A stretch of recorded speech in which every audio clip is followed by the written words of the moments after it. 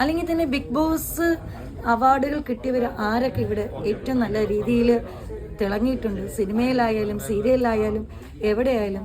ശ്രീശാന്തിൻ്റെ കാര്യം തന്നെ നമുക്കറിയാം. ബിഗ് ബോസിൽ പോയ ശേഷം അദ്ദേഹത്തിന് നമ്മൾ പലരും കണ്ടിട്ടില്ല. ഏറ്റവും കൂടുതൽ അവിടെ ഏറ്റവും ആ സമയത്ത് കിട്ടിയ ദീപിക എന്നുള്ള നടിക്കണം. അവർ ആ സമയത്ത് ഞാൻ ഹിന്ദി സീരിയൽ കാണുന്നുണ്ട്. അവർ ഏറ്റവും അസാധ്യ പെർഫോമൻസ് ഉള്ള ഭയങ്കര സുന്ദരിയായി, എനിക്ക് ഭയങ്കര ഇഷ്ടമാണ് അവരെ. പക്ഷെ പിന്നെ ഞാൻ അവരെ കണ്ടിട്ടില്ല. നമുക്കിങ്ങനെ ഒരുപാട് പേര് അറിയാം.